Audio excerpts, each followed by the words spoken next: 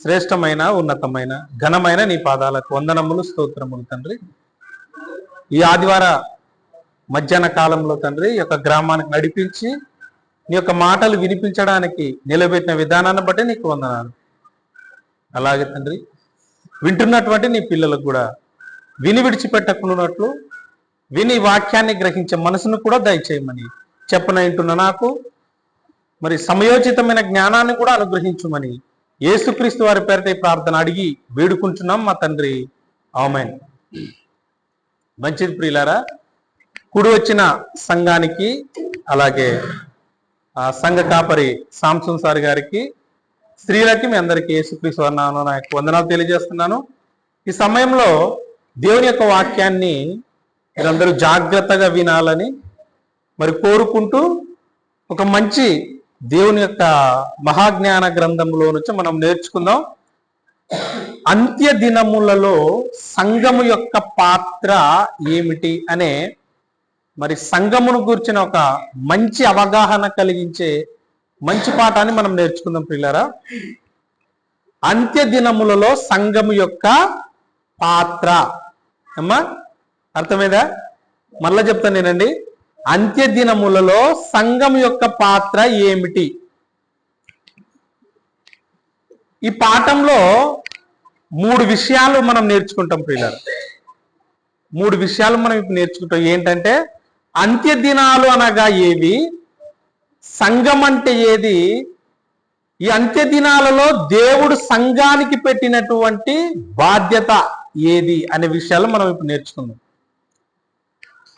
ఈరోజు అంత్య దినాలు వేటిని అంటారంటే ఏమండి, అంత్య దినాలు అని ఎప్పుడు అంటారనంటే ప్రియులారా, ఏదైనా జరగకూడనిది భయంకరమైనటువంటి విపత్తు జరిగింటది అనుకోండి, మన కళ్ళ ముందు జరగకూడనివి లేకపోతే మనం వినకూడనివి చూడకూడనివి చూసినప్పుడు అప్పుడు ఏమంటారంటే ప్రియులారా, ఇంకా అంత్య దినాలు ప్రారంభించబడ్డాయి అంటారు. ఇంకా అంత్య దినాలు స్టార్ట్ అయినాయి, అందుకే ఇవన్నీ భయంకరమైన విపత్ కార్యములు జరుగుతున్నవి అని అంటుంటారు కదమ్మా. చాలా మంది ఇలా మాట్లాడుతుంటారు.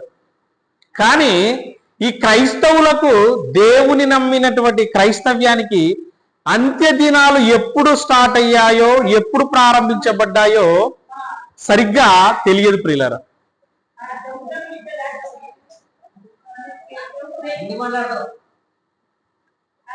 ఈ అంత్య దినములను గురించి ప్రియులారా మనం ఒకసారి బైబిల్లోనికి వెళ్ళి ఆలోచిస్తే అంత్య దినాలంటే ఏవి, ఇవి ఎప్పుడు ప్రారంభించబడ్డాయి మనం తెలుసుకొని వాక్యంలోనికి ముందుకెళ్దాం. ఒకసారి చూద్దాం. చూడండి ప్రియులారా, ఆదికాండం 49వ అధ్యాయం మొదటి వచనాన్ని ఒకసారి చదవండి. ఆదికాండం 49వ అధ్యాయం మొదటి వచనం. యాకోబు తన కుమారులను పిలిపించి ఇట్లనెను, మీరు కూడి రండి, అంత్య దినములలో మీకు సంభవింపబో సంగతులను మీకు తెలియజేస్తానంటున్నాడు. అమ్మ జాగ్రత్తగా నన్ను మాట్లాడదండి. ఇక్కడ ఎవరితో మాట్లాడుతున్నారు అంటే అమ్మ యాకోబు గారు తెలుసు కదా, అబ్రహాము కుమారుడైన ఇస్సాకు కుమారుడైన యాకోబు గారు తన 12 మంది కొడుకులను పిలిపించుకొని వృద్ధాప్యమందు తన అవసాన కాలం అంటే మరణానికి దగ్గర పడిన కాలంలో తన పిల్లలందరినీ పిలిపించుకొని తను చెబుతున్నాడు వాళ్ళతో ఏమని, నాయన అంత్య దినములలో మీకు జరిగే కార్యాలు చెబుతాను అంటున్నాడు. అంటే అంత్య దినాలనేవి యాకోబు గారి యొక్క కాలానికి ఇంకా ప్రారంభించబడలేదు అని మనకు అర్థమవుతుంది. ఏమ్మా, యాకోబు ఏం చెప్తున్నాడు, అంత్య దినములలో జరగబో సంగతులను మీకు తెలియజేస్తా అంటున్నాడు. అంటే అప్పటికింగా అంత్య దినాలు ప్రారంభించబడలేదు అని అర్థమవుతుంది యాకోబు కాలానికి. మరొకరి కాలానికి చూద్దాం ప్రియులారా. ముందుకెళ్ళి భక్తుల యొక్క జీవితంలోనికి వెళ్ళి చూస్తే దానియేలు గారి యొక్క కాలానికి వెళ్ళి చూద్దాం. దానియేలు గ్రంథం 2వ అధ్యాయం 28వ వచనాన్ని ఒకసారి చదవండి. దానియేలు గ్రంథం 2వ అధ్యాయం 28వ వచనం.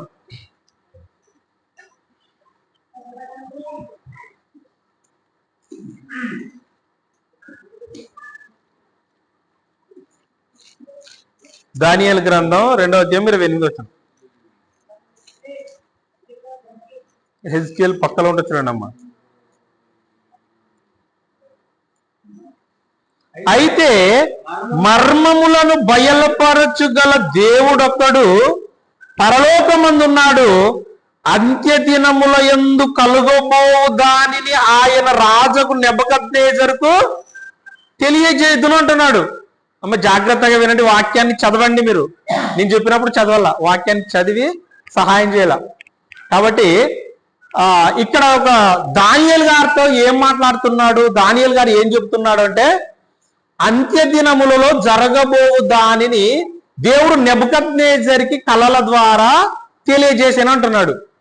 అంటే దానియేలు గారి కాలానికి కూడా ఏమండి అంత్య దినాలు అనేవి ప్రారంభించబడలేదు. జాగ్రత్తగా వినండి, మీరు జాగ్రత్తగా వింటే తప్ప వాక్యం అర్థం కాదు. అంటే దానియేలు గారి కాలానికి కూడా అంత్య దినాలు ప్రారంభించబడలేదు అని ఇక్కడ చెప్తున్నాడు. మరొక మాటని, మరొకరి యొక్క భక్తుని యొక్క జీవిత కాలానికి మనం వెళ్ళి చూస్తే ప్రియులారా, యోవేలు గ్రంథం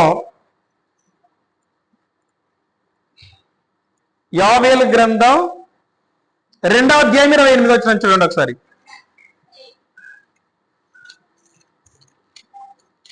హోషేయ తర్వాత ఉంటుంది యావేలు, 2వ అధ్యాయం 28 వచనం, పేజ్ నంబర్ 753, పాత నిబంధన.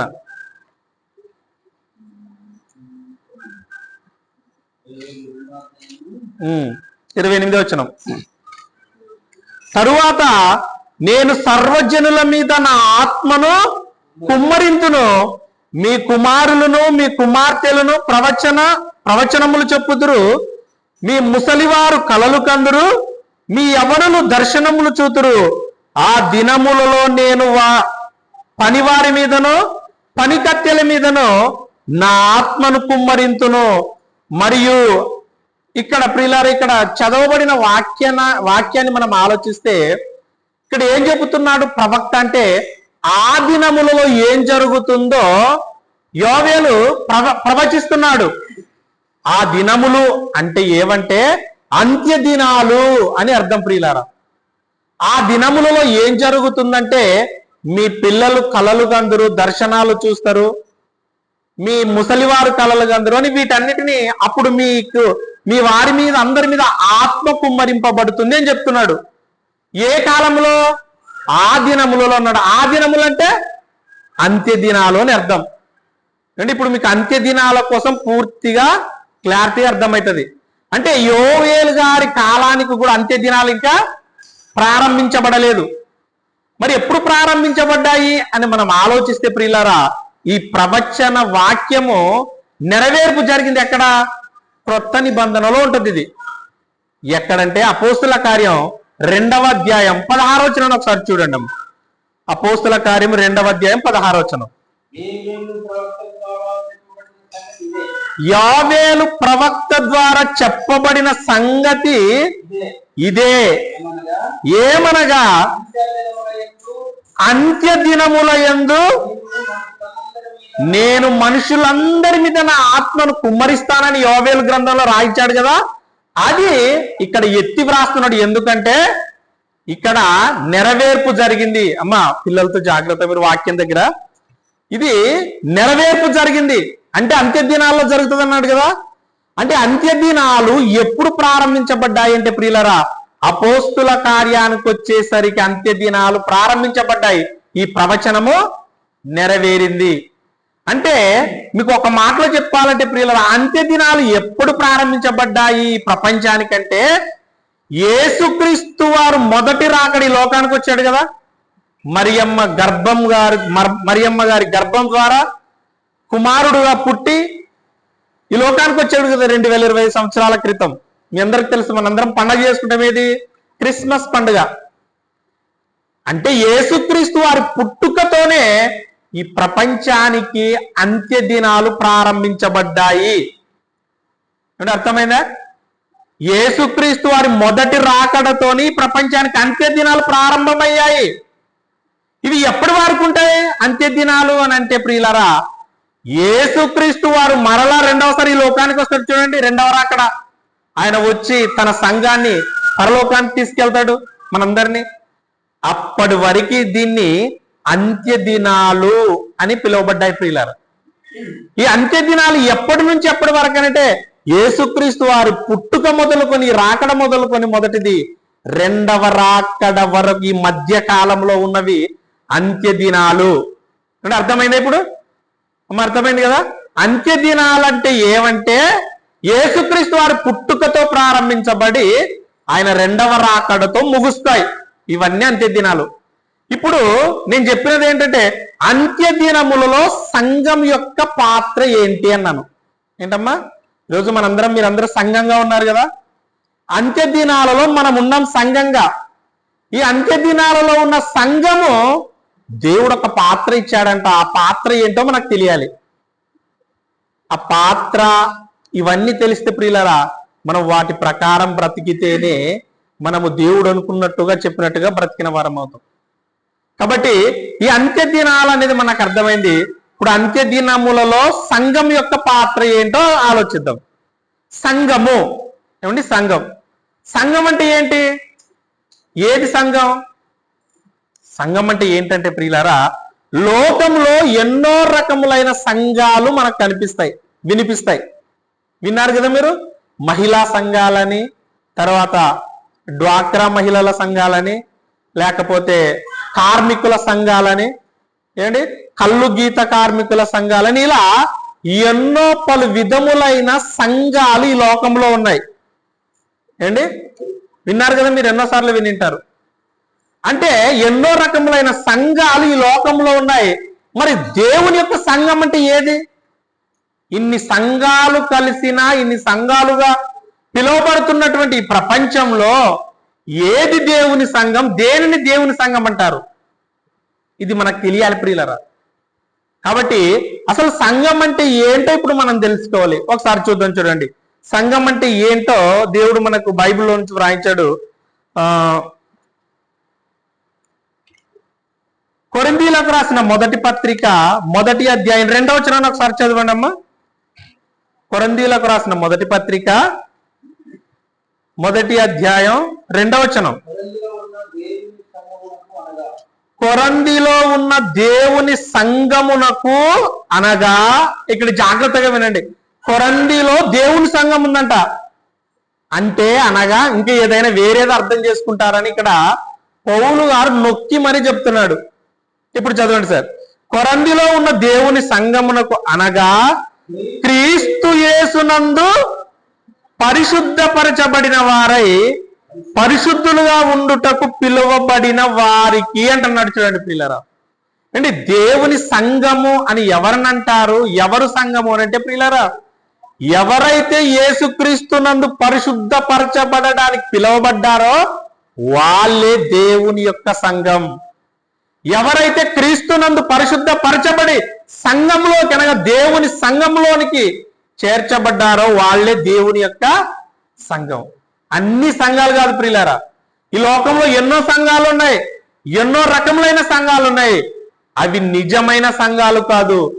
ఎవరైతే యేసుక్రీస్తు ద్వారా పరిశుద్ధపరచబడి వారి పాపాలు కడుగుకొని పవిత్రులుగా పరిశుద్ధులుగా సంఘములోనికి చేర్చబడతారో వాళ్ళే దేవుని యొక్క సంఘము అన్నాడు.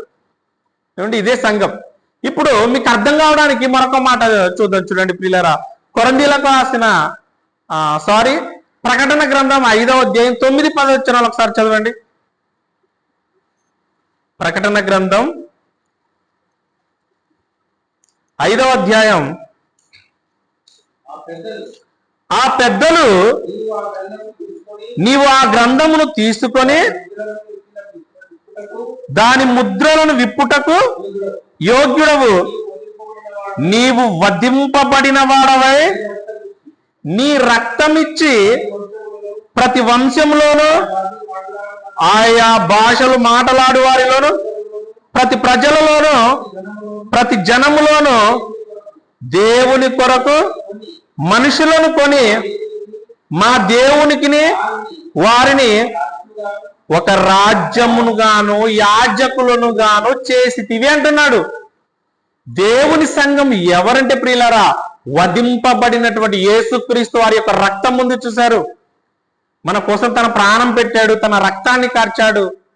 రక్తం ద్వారా ఎవరైతే తమ పాపాలు కడుగుకొని దేవునిలోనికి వచ్చారో పరిశుద్ధులుగా, వాళ్ళే దేవుని యొక్క సంఘం. ఒక మాటలో చెప్పాలంటే విలువ పెట్టి కొనబడిన వారు అని ఉంటది ప్రియులారా. కొరింథీ మొదటి పత్రిక 6లో ఉంటది మాట. అంటే ఎవరు సంఘం అంటే విలువ పెట్టి అమూల్యమైన తన రక్తం చేత పాపము చేసిన వారిని పరిశుద్ధపరచబడిన వారుగా సమకూర్చబడతారో దేవుని యొక్క మందిరంలో, వాళ్ళు దేవుని యొక్క సంఘం. ఇప్పుడు మనందరం ఎవరమంటే దేవుని యొక్క సంఘము. అర్థమైంది కదా? ఇప్పుడు అంత్యదినములలో దేవుని సంఘానికి దేవుడు ఒక పాత్రనిచ్చాడు. అదేంటో మనం తెలుసుకోవాలి ప్రియులారు. కొన్ని పాత్రలు ఇచ్చాడు. సంఘం చేయవలసినటువంటి పనులు దేవుడు సంఘానికి అప్పగించాడు. అవి చేస్తేనే, అవి తెలిస్తేనే సంఘం చేస్తుంది. అవి చేస్తేనే దేవుడు మనకు పరలోకాన్ని ఇస్తాడు. కాబట్టి ప్రియులారా, ఇప్పుడు సంఘానికి అంత్యదినములలో సంఘానికి దేవుడిచ్చినటువంటి పాత్ర ఏంటి, పాత్రలు ఏంటి, లేకపోతే బాధ్యతలు ఏంటి అని మనం ఆలోచిస్తే ప్రియులారా, దేవుడు బైబిల్లోనికి వెళ్ళి మనము వాక్యాన్ని చూద్దాం. తొందరగానే వాక్యాన్ని ముగించుకుందాం, ఎవరు ఇబ్బంది పడకండి. ఇప్పుడు దేవుడు అప్పగించినటువంటి బాధ్యతలు ఏంటో ఒకసారి చూద్దాం. చూడండి ప్రియులారా, తిమోతిలకు రాసిన మొదటి పత్రిక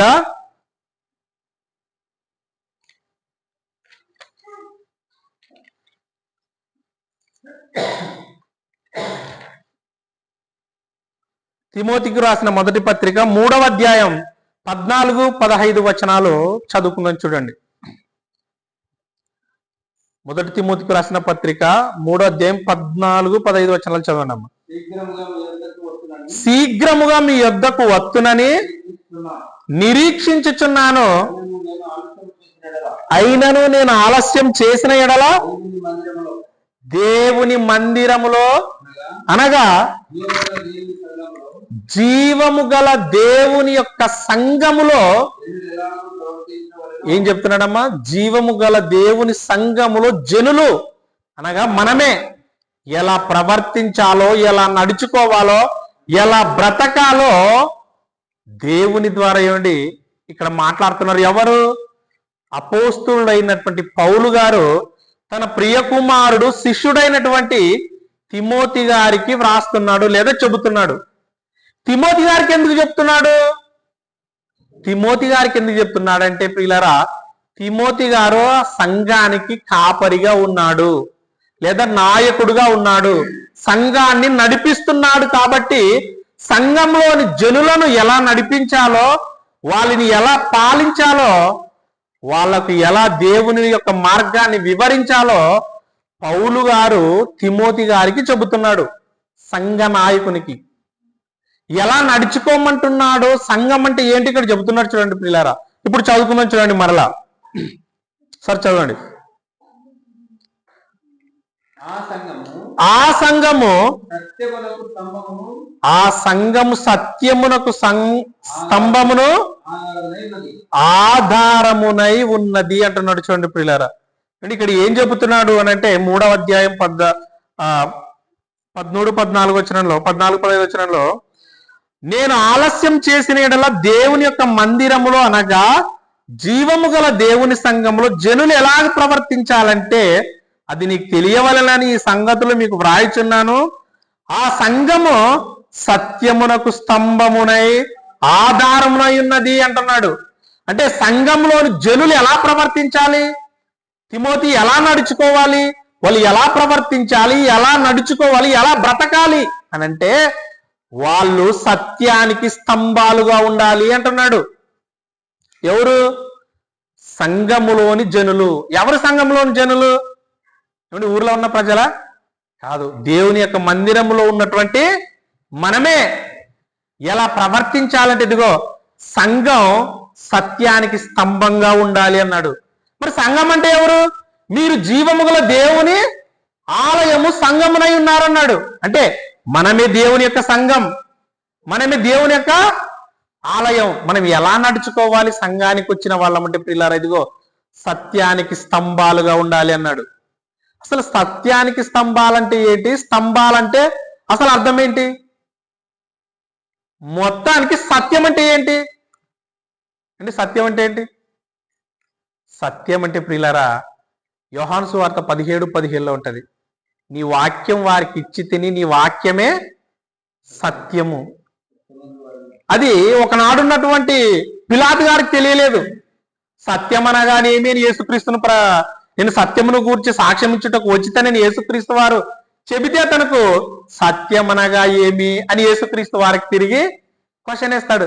అంటే అతనికి సత్యం అంటే ఏంటో అర్థం కాలేదు. ఈ లోకాధికారులకు సత్యం అంటే ఏదో తెలియకపోవచ్చు, కానీ సత్యం అంటే ఏంటంటే మన చేతిలో ఉన్న 66 పుస్తకాల రూపంలో ఉన్న ఈ వాక్యమే సత్యం.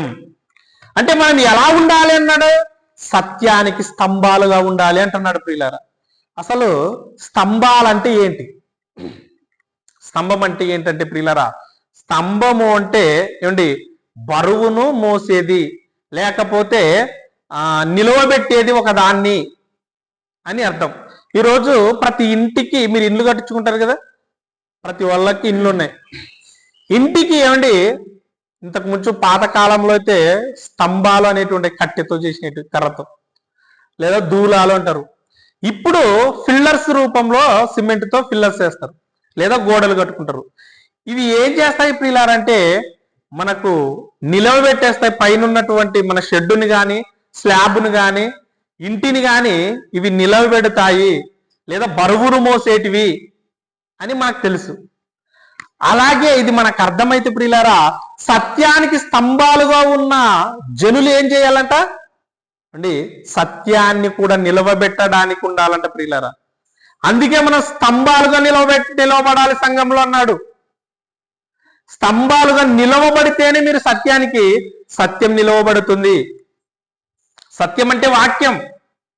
కాబట్టి ప్రియులారా, మీరందరూ ఎలా నడుచుకోవాలంటే ఇదిగో స్తంభాలుగా, సంఘంలో బరువులు మోసేవారుగా, లేకపోతే బాధ్యత గలవారుగా, సంఘాన్ని నిలవబెట్టే బాధ్యత గలవారుగా మీరు సంఘంలో నడుచుకోవాలి అని అర్థం. అలాగని బరువులు అంటే మీదేదో బరువులు మోయాలని కాదు ప్రియులారా. అంటే సంఘాన్ని డెవలప్ చేసే బాధ్యత దేవుడు మీ మీద కూడా ఉంచాడు. అంటే మీరు మీ కుటుంబాలను, లేకపోతే మీ ఇంటిలో ఉన్న వాళ్ళను, మీ భర్తలను, మీ పిల్లలను దేవుని యొక్క మందిరానికి నడిపించే బాధ్యత దేవుడు మీ మీద కూడా పెట్టాడన్నమాట. అంటే ప్రారంభంలో సత్యానికి స్తంభాలుగా ఉన్నవారు బైబిల్లో ఉన్నారు. వాళ్ళు ఎవరంటే ఒకసారి వాక్యంలోనికి వెళ్ళి చూద్దాం. చూడండి ప్రియులారా, వాళ్ళు ఏం చేశారు అనంటే, గలతీలకు రాసిన పత్రిక 2వ అధ్యాయం, గలతీ పత్రిక 2వ అధ్యాయం 8-9 వచనాలు చదవండి అమ్మ.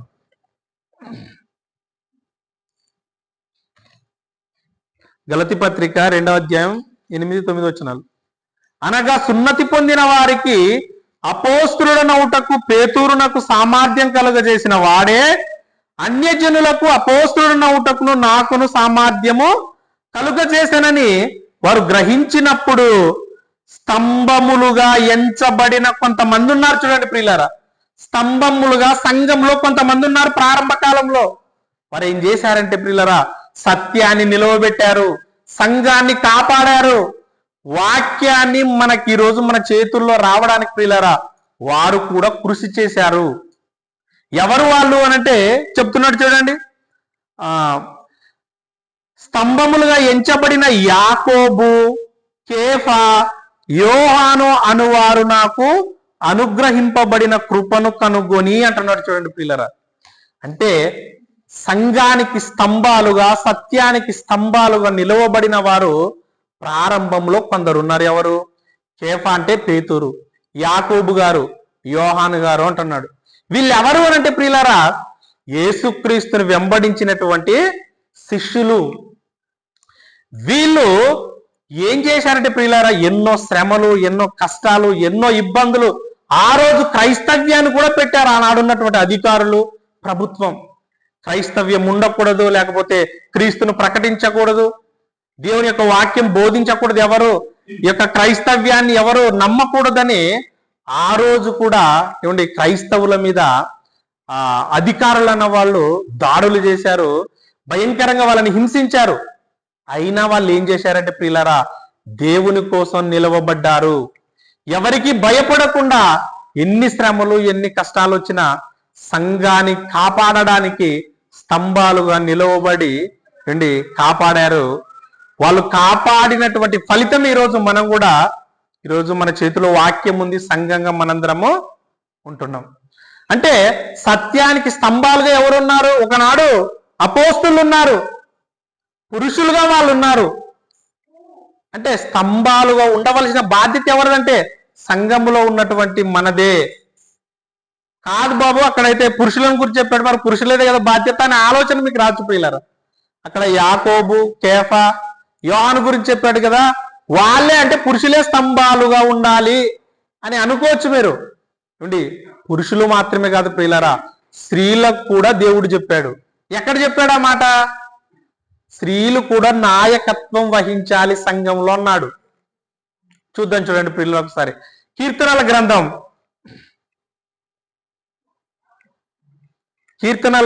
144వ అధ్యాయం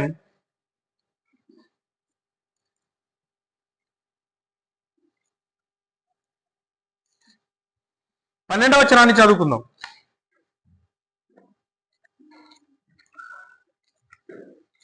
కీర్తనల గ్రంథం సార్ చదవండి సార్.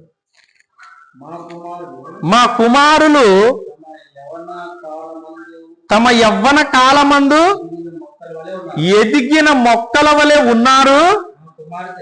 మా కుమార్తెలు, ఇక్కడ జాగ్రత్తగా నోడి, మా కుమార్తెలు నగరునకై చెక్కిన మూల కంబముల వలె ఉన్నారంటున్నాడు. చూడండి ప్రియులారా, అంటే క్రొత్త నిబంధనకు వచ్చేసరికి పురుషుల కోసం చెప్పాడు. పురుషులే అని అనుకుంటే పొరపాటు ప్రియులారా. స్త్రీలు కూడా స్తంభాలుగా, బాధ్యత గలవారుగా, సంఘాన్ని నిలవబెట్టడానికి మంచి పాత్ర పోషించేవారుగా ఉండాలని కోరుకున్నాడు దేవుడు. ఇప్పుడు ఏ సంఘంలో చూసిన ప్రియులారా, ఎక్కువ స్త్రీలే సంఘానికి వస్తుంటారు. మీ సంఘములు కూడా ఎక్కువ స్త్రీలే ఉన్నారు, మంచిదే. కాబట్టి ప్రియులారా, అంటే అనేకమైన సంఘాలు ఈరోజు నడవబడుతున్నాయి. దేవుని యొక్క మాటలు కొందరికైనా చెప్పబడుతున్నాయి. అంటే ప్రియులారా, ముఖ్యంగా స్త్రీలే సంఘాలలో ఎక్కువ పాత్ర పోషిస్తున్నారు. విశ్వాసులుగా ఉన్నారు, పరిచర్య చేసేవారుగా స్త్రీలే ఉన్నారు.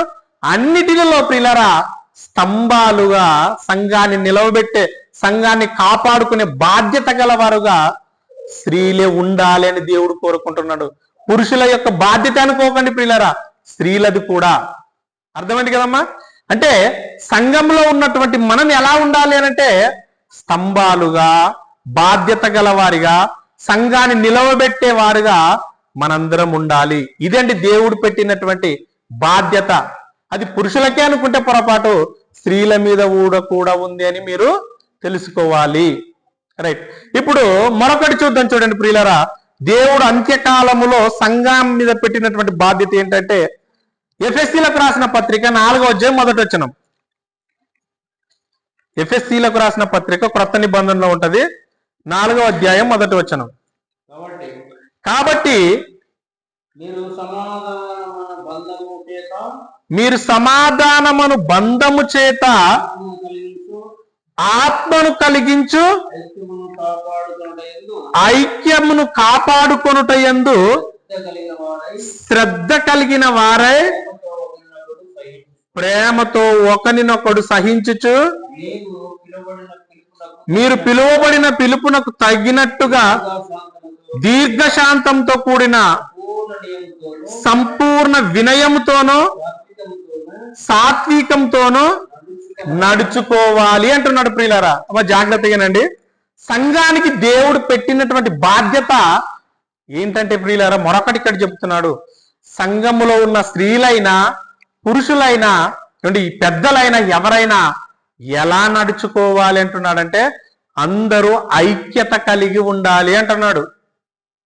అందరూ ఐక్యత కలిగి సహవాసంతో ప్రియులారా ఒకరికొకరు క్షమించుకొని ఏదైనా పొరపాట్లు ఉన్నా ఎవరు విడిపోకుండా అందరూ ఐక్యతతో కలిగి ఉండాలి అంటున్నాడు సంఘంలో. ఈరోజు సంఘాలను మనం లోకంలో ఉన్నటువంటి ఎన్నో సంఘాలు ఉన్నాయి. కానీ ప్రియులారా, ఒకరికంటే ఒకరు పడక, ఒకరికంటే ఒకరు గొడవ వచ్చి ప్రియులారా చాలా సంఘాలు ఈరోజు కూలిపోయాయి. కానీ మీరు అలా ఉండకూడదు అని దేవుడు హెచ్చరిక చేస్తున్నాడు సంఘానికి. ఏం చెప్తున్నాడు మరలా చెప్తాను చూడండి. కాబట్టి మీరు సమాధానమును బంధము చేత ఆత్మ కలిగించు ఐక్యతను కాపాడుకొనుట యందు శ్రద్ధ కలిగిన వారై ప్రేమతో ఒకరికొకరు సహించాలి. ఒకరికొకరు సహించాలి.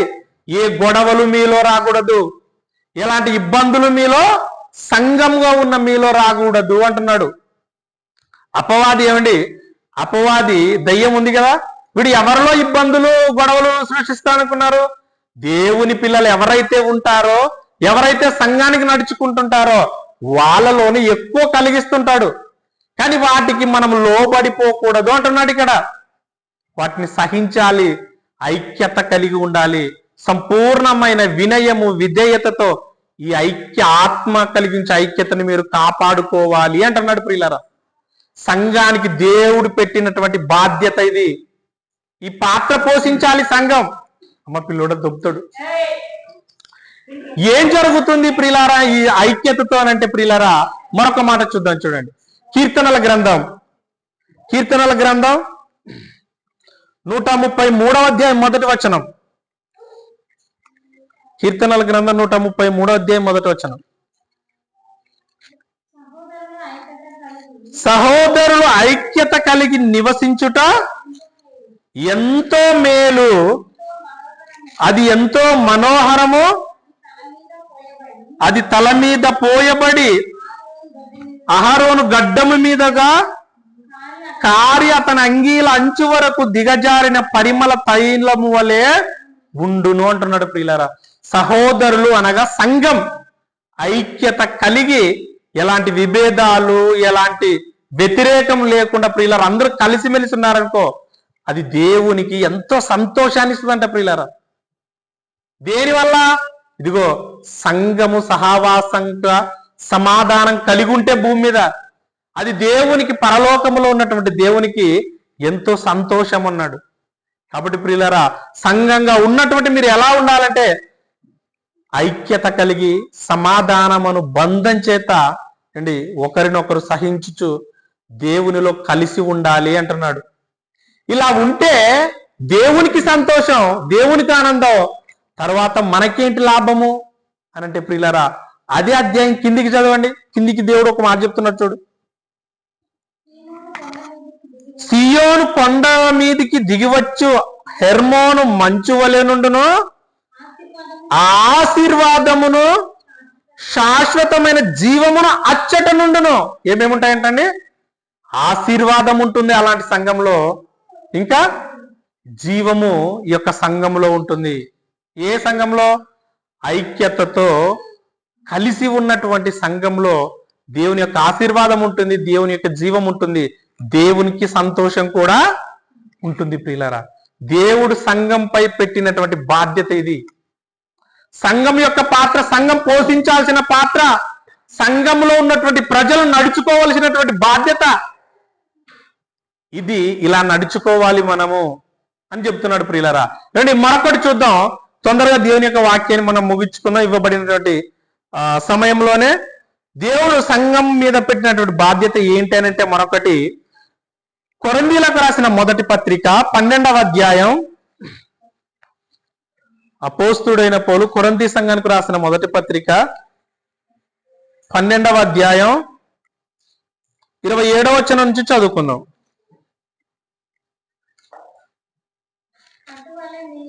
అటువలే మీరు అంటే సంఘానికి చెబుతున్నటువంటి మాట.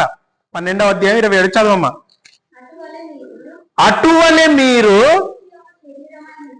క్రీస్తు యొక్క శరీరమై ఉండి వేరువేరుగా అవయవములై ఉన్నారు అన్నాడు.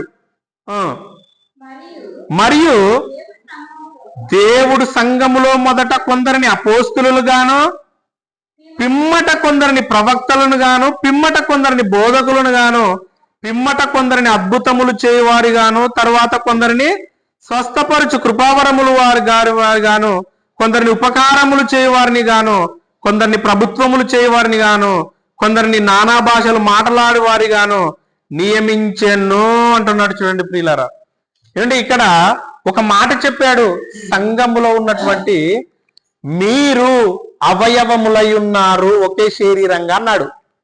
ఏమండి, అవయవములు ఎవరు, శరీరం ఎవరు అనంటే ప్రియులారా, అవయవములు మనమే. ఈ అవయవానికి ఏమండి, ఇప్పుడు శిరస్సు తల. ఇప్పుడు సంఘానికి శిరస్సు ఎవరంటే యేసుక్రీస్తు వారు. యేసుక్రీస్తు వారు సంఘానికి శిరస్సు అయితే, శిరస్సుకు అతకబడినటువంటి అవయవాలంతా ఎవరంటే ప్రియులారా మనమందరము. ఇప్పుడు అవయవాలన్నిటికీ ప్రియులారా దేవుడు ఒక పని పెట్టాడు. అంటే అవయవాలు, ఒక బాడీలో ఒక శరీరానికి ఎన్ని అవయవాలు ఉంటాయి? చేతులు ఉంటాయి, కాళ్ళు ఉంటాయి, కళ్ళు ఉంటాయి, ముక్కు ఉంటాయి, నోరు ఉంటుంది, అంటే ఇవన్నీ ఉంటాయి. అంటే ప్రియులారా అవయవాలన్నిటికీ ఒకే పని ఉంటుందా? ఒకే పని ఉంటుందా అవయవాలన్నిటికీ? ఏమండి, కాళ్ళు చేసే పని కాళ్ళు చేస్తాయి, చేతులు చేసే పని చేతులు చేస్తాయి, కళ్ళు చేసే పని కళ్ళు చేస్తాయి. ఏ అవయవం చేయవలసిన పని ఆ అవయవము చేస్తుంది. మనకు తెలుసు, మన శరీరంలో ఉన్నాయి కదా అవయవాలు. కాళ్ళు ఉన్నాయి, నడుస్తాయి, నడవాలి, అవి ఎక్కడికైనా నడుస్తాయి. చేతులు ఏదైనా పని చేస్తాయి. మరి కళ్ళు చూడటం. అంటే మనకి ఇవ్వబడిన అవయవాలన్నిటికీ ఒకే పని లేదు, ఒకే పని కాదు, ఒక్కొక్క దానికి ఒక పని దేవుడు నిర్ణయించాడు. ఇది మనకు అర్థమైతే ప్రియులరా, మనము కూడా సంఘములో అవయవాలమంట. క్రీస్తు అనే శిరస్సుకి మన అవయవాలము. అవయవాలందరం మనమైతే ప్రియులరా, దేవుడు కూడా మనకి ఒక్కొక్కరికి ఒక్కొక్క పనిని అప్పగించాడు సంఘములో. దేవుడు నీకు ఏ పని అయితే అప్పగించాడో ఆ పని నువ్వు ఖచ్చితంగా చేయాలి సంఘంలో. నీకు ఏ పని వచ్చు దేవుని కోసం? పాటలు పాడగలవా? అయితే వచ్చి నువ్వు పాటలు పాడాలి సంఘంలో. అది దేవుడు నీకు ఇచ్చినటువంటి తలాంతు. నువ్వు ప్రార్థన చేయగలవా? ప్రార్థన చేసే తలాంతు దేవుడు నీకు ఇచ్చాడా? అయితే నువ్వు సిగ్గుపడకుండా సంఘంలో వచ్చి ప్రార్థన చేయాలి, లేదా పాటలు పాడాలి. కొన్ని వాక్యం చదవగలవా? వాక్యం చదివే తలాంతు దేవుడు నీకు ఇస్తే వాక్యం చదవాలి ప్రియులారా. ఎవరు దేవుడు తమకిచ్చిన తలాంతును దాచిపెట్టకూడదు. దేవుడు అవయవాలకి ఒక్కొక్కరికి ఒక్కొక్క పని ఇచ్చాడు. అందరూ ఒకే పని చేయాలన్న వీలు లేదు. ఎవరికి అప్పగింపబడిన పని, ఎవరికి వచ్చిన పని, ఎవరికి చేతనైన పని ప్రియులారా, సంఘములో ప్రతి ఒక్కరూ దేవుని కోసం పని చేయాలి. నువ్వు వచ్చి సంఘంలో ఏదైనా పని చేయగలవా? దేవుని కోసం వచ్చి చేయి. ఎన్నో పనులున్నాయి సంఘంలో. సార్ వచ్చేటాలకి సంఘాన్ని శుభ్రం చేయాలి, ఒకరు బల్లారాధన చేయాలి, అంటే ఎన్నో పనులు ఉంటాయి. వాటన్నిటిని మీరు సంఘంలో ఉన్న మీరందరూ ఏం చేయాలంటే పనులు చేయాలి అంటున్నాడు. అందరం ఒకే పని కాదు ప్రియులారా, ఒక్కొక్కరు ఒక్క పని. మీకు వచ్చిన పని ఏదైనా దేవుని కోసం మీరు దాచుకోకుండా, శక్తి లోపం లేకుండా దేవుని సంఘంలో పని చేయాలి అంటున్నాడు ప్రియులారా. ఇది దేవుడు సంఘములో ఉన్నటువంటి మనకు పెట్టినటువంటి బాధ్యత. అంత్య దినములలో సంఘం యొక్క బాధ్యత ఏంటంటే ఇగో ఇవే. ఇవన్నీ మనం చేయాలి. ఇవన్నీ చేయకుండా ప్రియులారా ఊక వెచ్చి వెళ్ళినంత మాత్రాన మీరందరూ ఏమి లాభం లేదు దేవునికి. దేవుడు మీకు అప్పగించినటువంటి పనులు చేయాలి.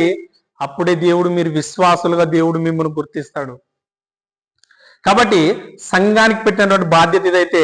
మరొకటి ఉంది ప్రియులారా, దేవుడు సంఘానికి పెట్టినటువంటి బాధ్యత. అది ఏంటంటే ఒకసారి చూద్దాం. చూడండి, హెబ్రీలకు రాసిన పత్రిక 13వ అధ్యాయం 17వ వచనాన్ని ఒకసారి చదవండి అమ్మా. 13వ అధ్యాయం 17వ వచనం. హెబ్రీలకు రాసిన పత్రిక 13వ అధ్యాయం 17వ వచనం. మీ పైన నాయకులుగా ఉన్న వారిని జాగ్రత్తగా చదవడం. మళ్ళీ చదవండి 13, 17. మీ పైన నాయకులుగా ఉన్నవారికి, మీ పైన నాయకులుగా ఉన్నవారు లెక్క ఒప్ప చెప్పవలసిన వారి వలె మీ ఆత్మలను కాల్చున్నారు అన్నాడు. అమ్మా ఏనండి, మీ పైన నాయకులుగా ఉన్నవారు ఏం బాధ్యత ఉన్నట వాళ్ళ మీద? లెక్క ఒప్ప చెప్పవలసిన బాధ్యత దేవుడు వారిపై పెట్టాడు. ఎవరు మీ పైన నాయకులు? సంఘ కాపరి కదమ్మా. మీ అందరికి ప్రతి వారం వచ్చి వాక్యం చెబుతున్నాడు, మీకు చేయవలసిన కార్యక్రమాలు కూడా అన్ని చేస్తున్నాడు. అంటే ఒక నాయకుడుగా సంఘ కాపరిగా సాంసోన్ సార్ గారు మీ మధ్యలో ఉన్నాడు. సంఘం పట్ల అతనికి ఉన్నటువంటి బాధ్యత అతను నెరవేరుస్తున్నాడు. వచ్చి వాక్యం చెప్తున్నాడు, బల్లారాధన జరిపిస్తున్నాడు. మీకు చేయవలసిన ప్రతి కార్యక్రమం, ఏదైనా కుటుంబ ప్రార్థనలైనా ఏదైనా పెళ్లిళ్ళైనా అన్ని సారే చేస్తున్నాడు కదా. అది అతని బాధ్యత. జాగ్రత్తగానండి, అది అతని బాధ్యత. అన్ని చేస్తున్నాడు, నెరవేరుస్తున్నాడు. మరి సంఘంపై కూడా దేవుడు ఒక బాధ్యత పెట్టాడు. ఏంటి ఆ బాధ్యత అంటే ప్రియులారా, ఇప్పుడు కిందికి చదవండి చూద్దాం. మీ పైన నాయకులుగా ఉన్నవారు లెక్క ఒప్పచెప్పవలసిన వారి వలె మీ ఆత్మలను కాయుచున్నారు. వారు దుఃఖంతో ఆ పని చేసిన ఎడల ఏంటి మీకు నిష్ప్రయోజనం అన్నాడా, ప్రయోజనం అన్నాడా? నిష్ప్రయోజనం అంటే మీకేమీ లాభం లేదు.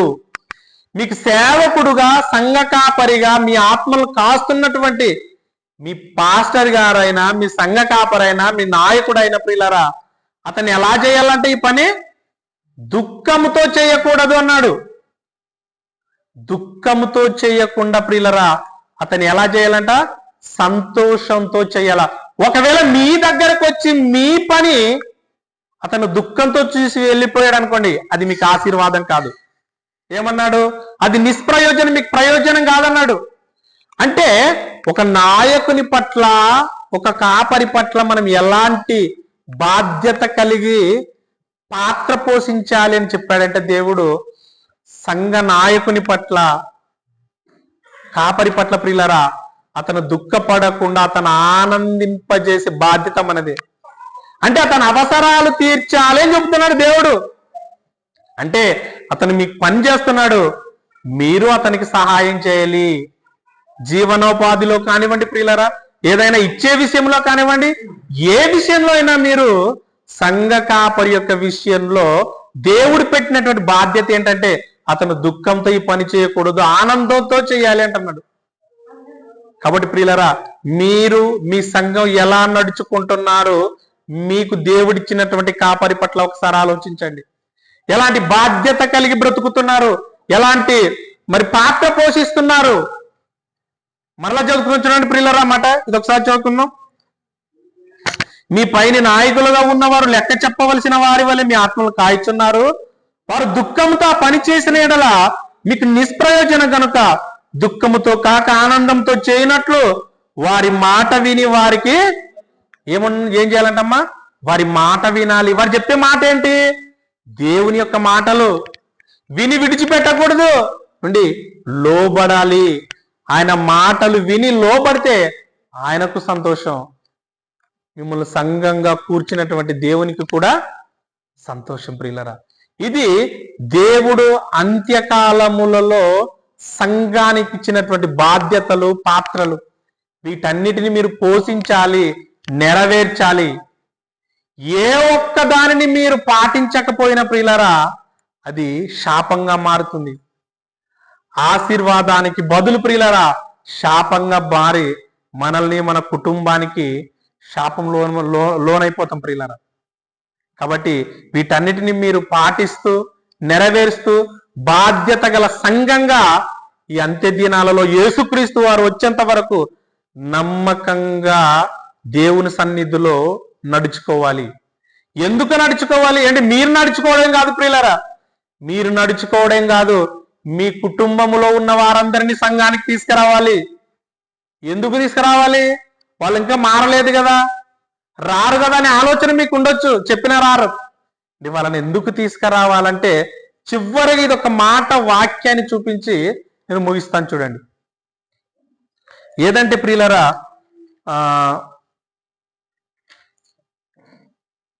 హోషేయ గ్రంథం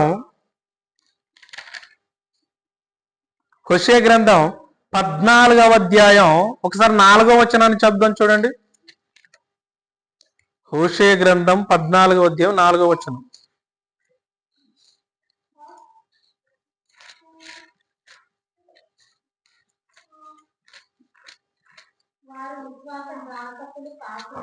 హోషే గ్రంథం 14:4 చదవమ్మా. వారు విశ్వాసఘాతకులు కాకుండా అనంటే ఎవరు? మీ వాళ్ళు, మీ కుటుంబంలో ఉన్నటువంటి మీ భర్తలు కానివ్వండి ప్రియులరా, మీ పిల్లలు కానివ్వండి, వారి విశ్వాసఘాతకులు కాకుండా ఉండాలనంటే ఏంటి? వాళ్ళు ఎక్కడికి రావాలో తెలుసా? దేవుని యొక్క మందిరానికి రావాలి. ఒకవేళ రాకుంటే ఏమైపోతారు? విశ్వాసఘాతకులు అవుతారు. వాళ్ళకు విశ్వాసం అంటే ఏమో తెలియదు, దేవుడు అంటే ఏమో తెలియదు. కాబట్టి వాళ్ళు దేవుని యందు విశ్వాసం ఉంచరు, విశ్వాసులు కారు, వాళ్ళు విశ్వాసఘాతకులు అయిపోతారు. వారిని మీరు కాపాడుకోవాలి అని అంటే మీ కుటుంబాన్ని, మీ భర్తలను, మీ సంఘాన్ని మీరు కాపాడుకోవాలంటే మీరు ఏం చేయాలంటే ప్రియులారా, మీ కుటుంబంలో ఉన్న ప్రతి ఒక్కరిని పిల్లలతో సహా కుటుంబాలు కలిసి ప్రియులారా దేవుని యొక్క మందిరానికి నడుచుకోవాలి. అప్పుడు మీ కుటుంబాన్ని మీరు కాపాడుకున్న వారు అవుతారు. ఒకవేళ రాకపోలే, నేను ఒక్కదాన్ని వెళ్ళొస్తాను అని అనుకున్నారనుకోండి, మీరు మాత్రమే విశ్వాసులుగా ఉంటారు, వారు విశ్వాసఘాతకులు అయిపోతారు. విశ్వాసఘాతకులను దేవుడు ఏం చేస్తాడండి? క్షమిస్తాడా? క్షమించడు ప్రియులరా. సంఘానికి వస్తే విశ్వాసఘాతకులను ఏం చేస్తానన్నాడు? మళ్ళా చదవన్నమాట. వారి విశ్వాసఘాతకులు కాకుండా నేను వారిని గుణపరచదను. వారు విశ్వాసఘాతకులైన సంఘానికి వస్తే దేవుడు ఏం చేస్తాడు? ఏం చేస్తాడు? వాళ్ళు పాపులైనా, చెడ్డవారైనా, మూర్ఖులైనా, దేవుని నమ్మని వారైనా, దుర్మార్గులైనా, ఎలాంటి వారినైనా మందిరానికి వచ్చి కూర్చుంటే వాక్యం ద్వారా దేవుడు వారిని ఏం చేస్తానన్నాడు? గుణవంతులుగా తీర్చిదిద్దుతాడు. అంటే మంచి వారినిగా మారుస్తాడు, పాపులను పరిశుద్ధులుగా చేస్తాడు. మీ భర్తలను మీరే కాపాడుకున్న వారు అవుతారు. మీ పిల్లలను, మీ కుటుంబాన్ని, మీ సంఘాన్ని మీరే కాపాడుకున్న వారు అవుతారు అంటున్నాడు ప్రియులారా. అందుకే సంఘానికి ప్రతి ఒక్కరు నడుచుకోవాలి. అప్పుడు ఏం జరుగుతుందంటే వారిని శిక్షించడానికి బదులు దేవుడు వారిని ప్రేమించి వారితో నేను స్నేహం చేస్తానంటున్నాడు ప్రియులారా మాటలు కదండి. దీనికి బదులు ఇంకేమవుతుందంటే ప్రియులారా, మీ సంఘం ఇంకా అభివృద్ధి అవుతుంది, డెవలప్ అయిపోతుంది. డెవలప్ అంటే ఏంటి? అభివృద్ధి చెందడమే డెవలప్. మరి మీ సంఘం డెవలప్ లో ఉందా? అభివృద్ధిలో ఉందా? అభివృద్ధి చెందడం అంటే ఏంటి? డెవలప్ అంటే ఏంటి? ఇది ఒక్క మాట చూద్దాం చూడండి ప్రియులారా. అపోస్తుల కార్యం 9వ అధ్యాయం 31వ వచనాన్ని ఒకసారి చదవండి, ముగించుకున్న వాక్యాన్ని. అపోస్తుల కార్యం 9వ అధ్యాయం 31వ వచనం. కావున అమ్మా యూదయ, గలిలయ, సమరయ దేశముల యందంతటా సంఘము క్షేమాభివృద్ధి నొందుచు సమాధానం కలిగి ఉందంట. ఎప్పుడు ఇది ఎప్పుడు చెప్పగలరమ్మా? పౌలు గారి అపోస్తుల కాలములో సంఘం ఎలా ఉందంట? సంఘాలు యూదయ, గలిలయ, సమరయ దేశాలంతటా సంఘము ఏం జరిగిందంటమ్మా? క్షేమాభివృద్ధి పొందుతుంది. క్షేమాభివృద్ధి అంటే అభివృద్ధి జరుగుతుంది. అభివృద్ధి జరగడం అంటే ఏంటో తెలుసా ప్రియులారా? అనేకమైన ఆత్మలను సంఘములోనికి తీసుకురావడం. అదే మాటలోనే కింద పుట్నోట్లో అర్థం రాసించాడు చూడండి, ఒకసారి మాట చూడండి అదే మాట మరలా. కావున యూదయ, గలిలయ, సమరయ దేశముల యందంతటా సంఘము క్షేమాభివృద్ధి నొందుచు సమాధానము కలిగి ఉండెను, మరియు ప్రభువునందు భయమును పరిశుద్ధాత్మ ఆదరణయు కలిగి నడుచుకొనుచు సంఘం ఏం చేస్తుందంటే విస్తరించుచుండెను. మరి మీ సంఘం విస్తరిస్తుందా? మీ సంఘం విస్తరించిందా? క్షేమాభివృద్ధి యందు అంటే అన్నిటి పరిశుద్ధాత్మ యందు దేవుని ప్రేమలో అన్నిట్లో మీ సంఘం విస్తరించిందా? అభివృద్ధి చెందుతుందంటే లేదు ప్రియులారా. ఇలా అభివృద్ధి చెందాలంటే ఏం చేయాలి? మీ కుటుంబాలను లేకపోతే మన వాళ్ళను మీరే సంఘానికి తీసుకొని రావాలి. అప్పుడు మీ సంఘం అభివృద్ధి అవుతుంది, మీ కుటుంబాలను మీరు కాపాడుకుంటారు. విశ్వాసఘాతకులు కాకుండా దేవుడు వారిని గుణపరుస్తానన్నాడు. ఇదండి సంఘంపై దేవుడు పెట్టినటువంటి బాధ్యత, సంఘం పోషించాల్సినటువంటి పాత్ర. అంత్య దినములలో సంఘం యొక్క పాత్ర ఇది. వీటన్నిటిని మీరు పాటిస్తున్నారా లేదా ఒక్కసారి మిమ్మల్ని మీరే పరీక్షించుకోండి. ఒకవేళ ఇంతవరకు చేయలేదా అయితే ఇప్పటి నుంచి అయినా మీరు ప్రారంభించి పరమందు ఉన్నటువంటి దేవుని యొక్క ఆశీర్వాదాలు, దీవెనలు మీరు, మీ కుటుంబం, మీ సంఘాలు మీరందరూ పొంది చల్లగా ఉండాలని కోరుకుంటూ ఇంతటితో నా యొక్క మాటలు ముగిస్తున్నాను. ఇంతవరకు వాక్యాన్ని మరి జాగ్రత్తగా విన్న మీకు, వాక్యాన్ని చెప్పడానికి సమయాన్ని ఇచ్చినటువంటి అయ్యగారికి నా యొక్క వందనాలు తెలియజేస్తూ ఇంతటితో ముగిస్తున్నాను. అందరికి వందనాలు. చిన్న ప్రార్థన చేసుకుని వాక్యాన్ని ముగించుకుందాం. మహోన్నతుడ, మహాగణుడ, మా కన్నతండ్రి, నీకు వందనములు, స్తోత్రములైనా మరి అంత్యదినములలో సంఘం యొక్క పాత్రను చెప్పేవు తండ్రి. వాటన్నిటిని నీ పిల్లలకు వివరించాము. మరి నీ పిల్లలు జీవము గల దేవుని సంఘములో జనులు ఎలా ప్రవర్తించాలో మరి వాక్యం ద్వారా మాట్లాడి ఉన్నాం తండ్రి. విన్న వాక్యాన్ని విడిచిపెట్టకున్నట్లు వాక్యానుసారంగా నడుచుకునే మంచి జ్ఞానాన్ని నీ పిల్లలకి ఇవ్వమని, సంఘాన్ని తండ్రి అంతకంతకు ఇంకా అభివృద్ధి పదంలో నడిపిస్తూ మరి సంఘ కాపరి పట్ల, సంఘం పట్ల అందరూ ప్రేమ కలిగి వారు చేయవలసిన బాధ్యతలను నెరవేరుస్తూ మరి ముందు కొనసాగాలని కోరుకుంటూ తండ్రి మరి పరసంబంధమైన దీవెనల ఆశీర్వాదాలు కుటుంబం పైనను, సంఘం పైనను, సంఘ కాపరి పైనను మరి మెండుగా మీరు కుమ్మరించాలని కోరుకుంటూ తండ్రి ఇంతటితో ఈ ప్రార్థన నీ ప్రియకుమారుడు మా రక్షకుడైన యేసుక్రీస్తు వారి పేరిట ఈ ప్రార్థన అడిగి బ్రతిమాలు వేడుకుంటున్నాం మా తండ్రి. ఆమేన్. అందరికీ వందనాలమ్మ.